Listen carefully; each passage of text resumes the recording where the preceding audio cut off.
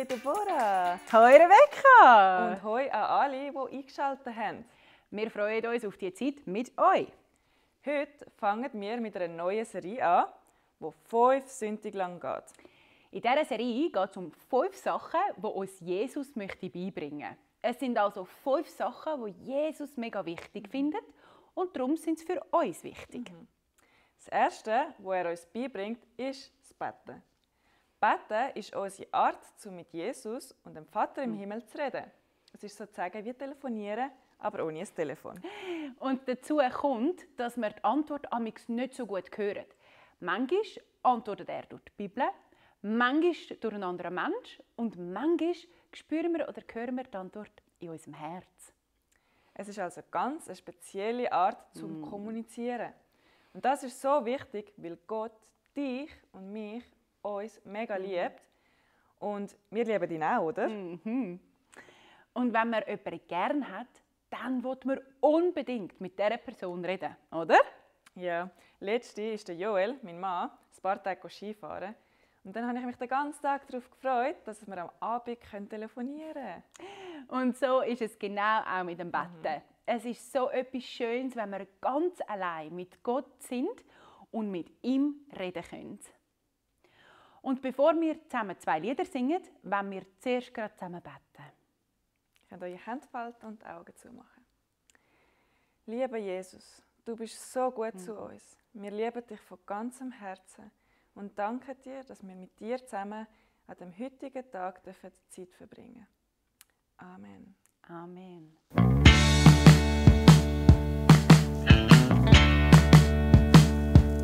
Ich kann singen, wie Jesus für alle Menschen,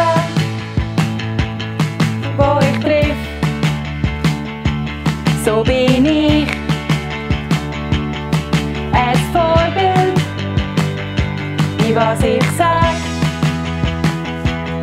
und tue. Ich sag bitte, danke, Jesus liebt dich, kann ich dir helfen, danke. Ich sag bitte, danke, Jesus liebt dich, kann ich dir helfen, danke. Ich kann sein, wie Jesus, für alle Menschen, wo ich triff, so bin ich ein Vorbild, in was ich sag und tue. Ich sag bitte, danke, Jesus liebt dich, kann ich dir helfen, danke. Ich sag bitte, danke, Jesus liebt dich, kann ich dir helfen, danke.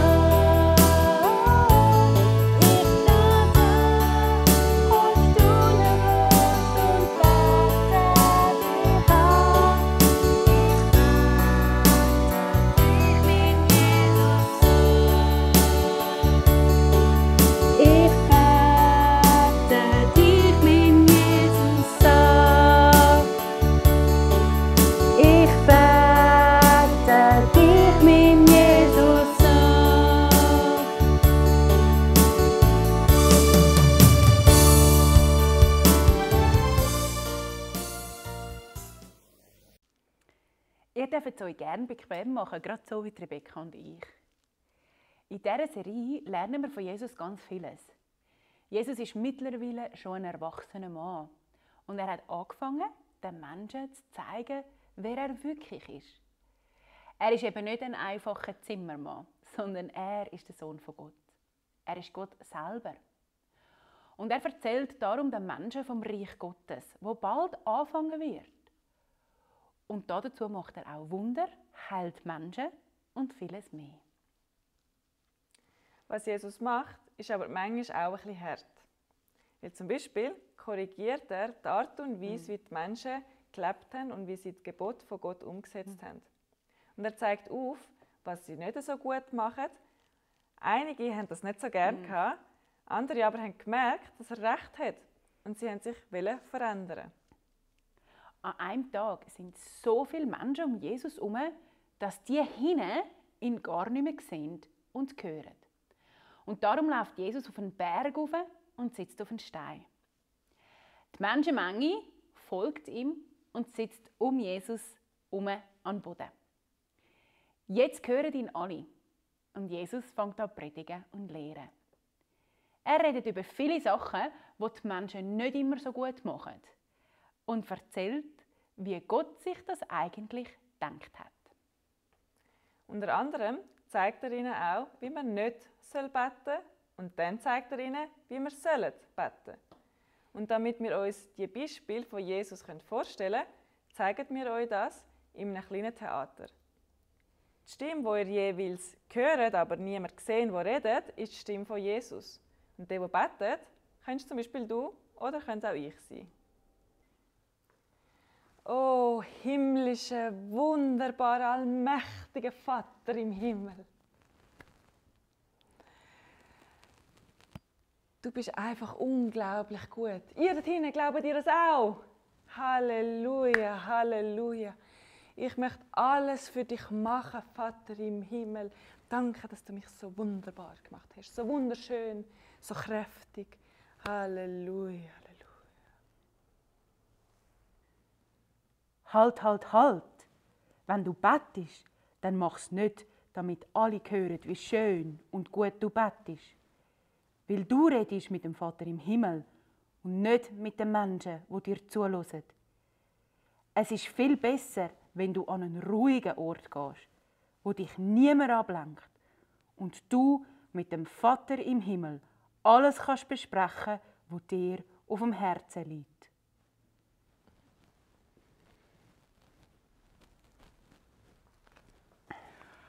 Ja, ich kann jetzt schlafen. Ich muss noch beten. Lieber Vater im Himmel, danke für meine Mami, für meinen Papi, für meine Schwester, meine Brüder. Danke für den schönen Tag, für den wunderbaren Nein. Tag. Beim Betten sollst du nicht einfach plappern. Sag nicht einfach etwas, immer das gleiche Gebet jeden Abend. Du sagst ja deiner besten Freundin auch nicht immer das Gleiche. Du auch nicht immer das Gleiche wiederholen und wiederholen. Ich habe es auch beim ersten Mal verstanden. Beten ist kein Ritual, das man immer gleich macht, weil man es muss. Beten ist Teil deiner Beziehung zu mir. Wir sind Freunde, dann red auch so mit mir. Tu mit deinem Herz beten und nicht nur mit dem Maul. Bet lieber so. Unser Vater im Himmel, dein Name werde geheiligt. Dein Reich komme. Dein Wille geschehe, wie im Himmel, so auf Erden. Unser tägliches Brot gib uns heute und vergib uns unsere Schuld, wie auch wir vergeben unseren Schuldigern. Und führe uns nicht in Versuchung, sondern erlöse uns von dem Bösen. Amen. Wow, das ist ein mega schönes Gebet. Und da hat so viele wichtige Sachen drin. Das möchte ich gerade in meinen eigenen Worten nachbeten. Lieber Vater im Himmel, dich möchte ich erheben und loben, weil du einfach so groß bist. Dein ewige Reich, dort wo du mit all deinen Freunden wirst leben, soll bald anfangen. Das, was du möchtest, soll sich erfüllen, hier auf dieser Erde in meinem Leben, aber auch im Himmel.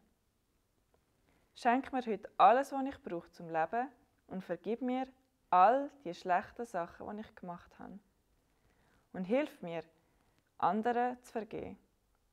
Lass nicht zu, dass wir in Versuchung geraten, Böses zu tun, sondern befreie uns von all dem Bösen. Amen. Wow, was für eine Bibelstelle. Da können wir mega viel daraus lernen. Was lernst du daraus?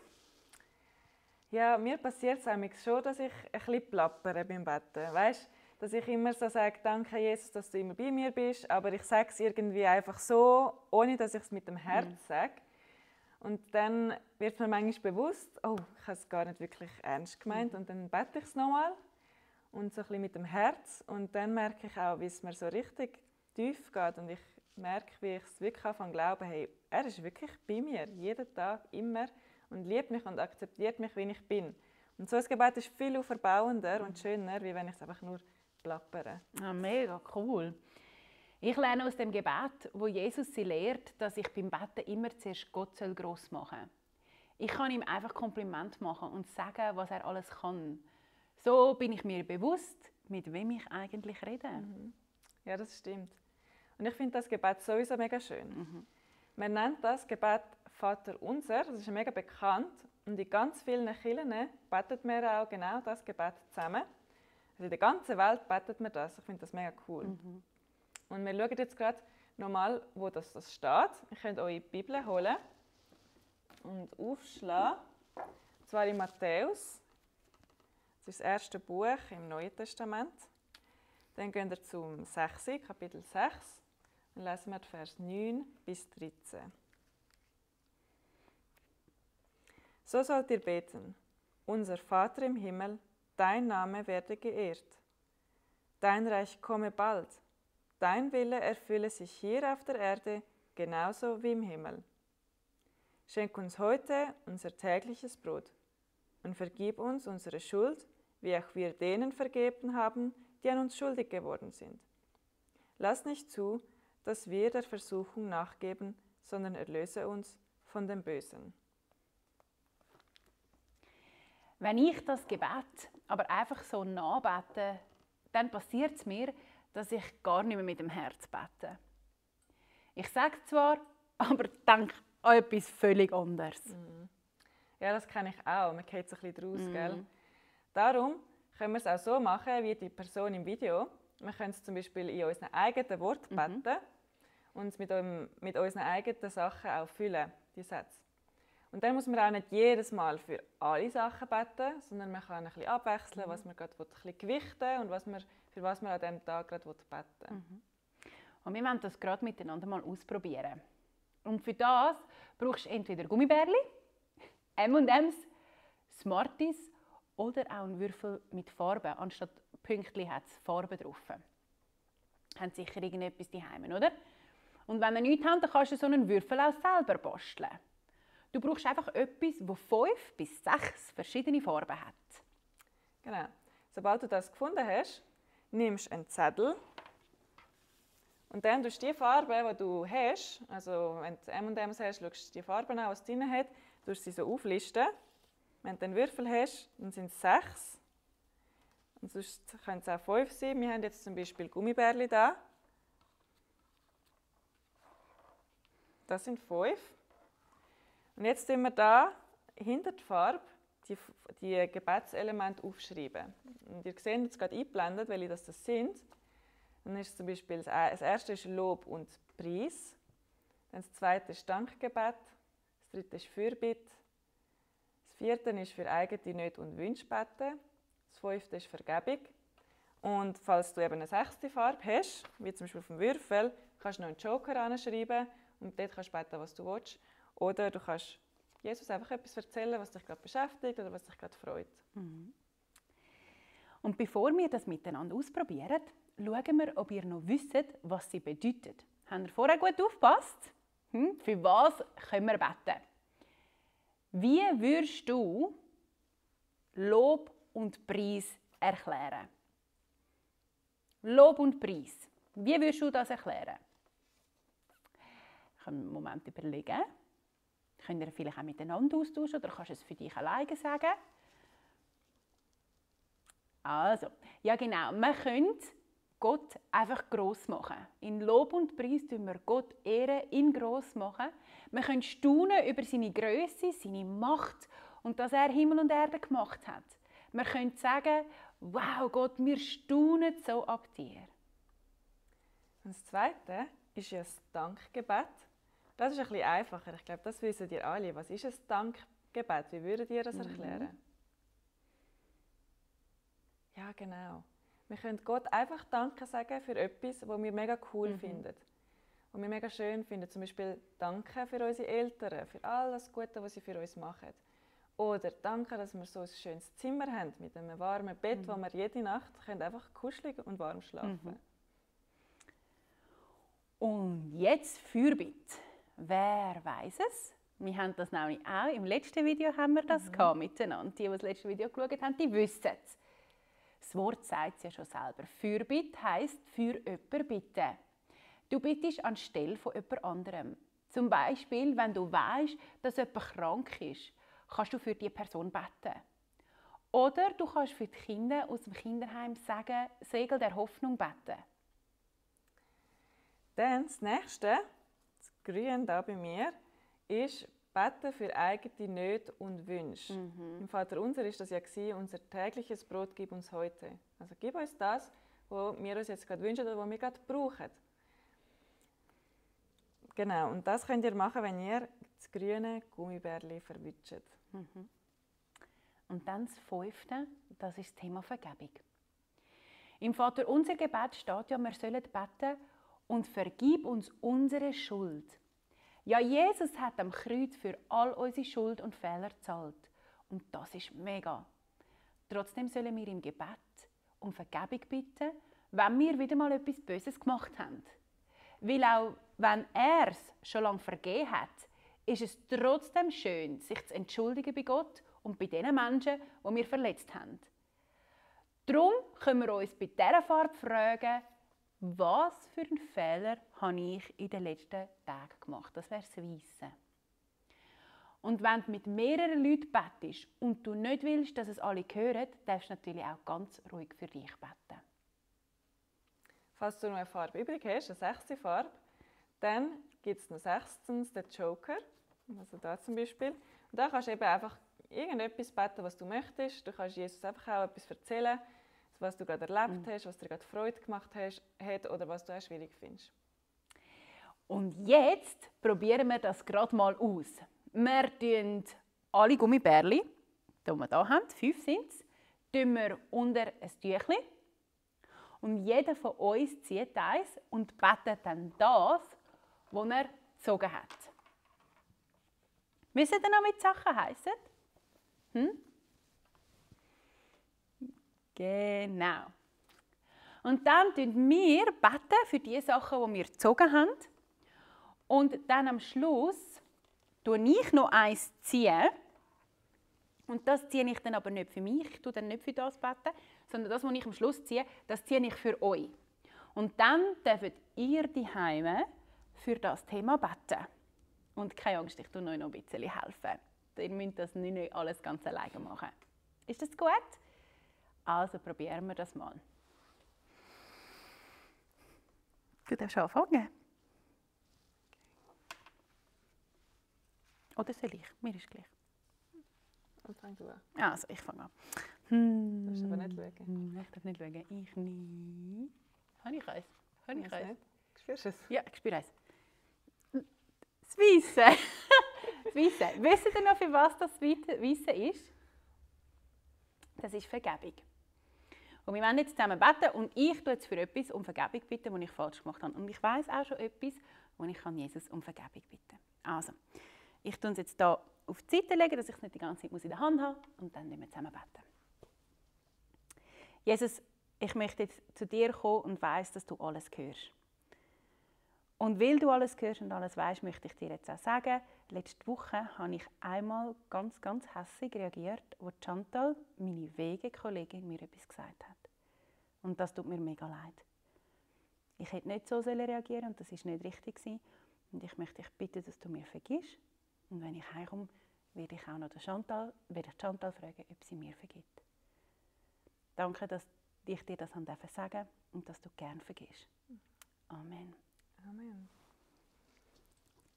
Und jetzt du. Grün. Grün, das ist für eigene Nöte und Wünsche. Muss ich ganz kurz überlegen. Ich habe heute Morgen ein bisschen Kopfschmerzen gehabt. Ich glaube für das beten. Lieber Vater im Himmel, danke, dass ich mit all meinen Nöten zu dir kommen darf. Du siehst, dass ich heute mit ein bisschen Kopfschmerzen aufgewacht bin.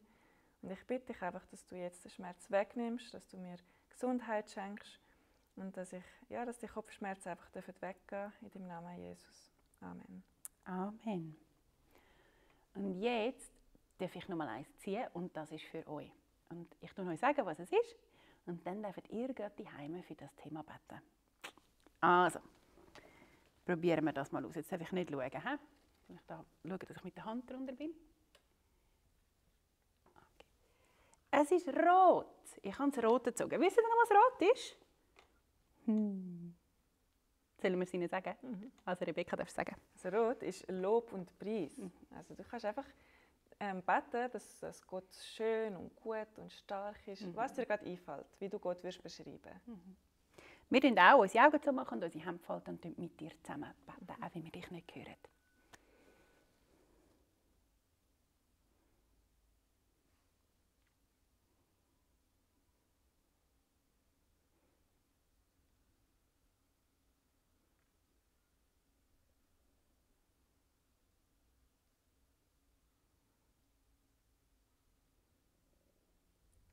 Amen. Amen. Es ist so unglaublich, dass wir mit dem Schöpfer von dieser Erde reden können. Er, der alles gemacht hat, möchte mit dir und mit uns in Kontakt sein. Er möchte eine Freundschaft mit uns und zu jeder Freundschaft gehört, dass man zusammen schwätzen tut. Hey, üben wir doch das in den nächsten Tagen. Und ich bin fest davon überzeugt, wir werden Gott immer besser kennenlernen und ihm auch vertrauen lernen. Viel Spaß beim Ausprobieren. Wir wünschen euch eine ganz gesegnete Woche. Macht's gut. Tschüss.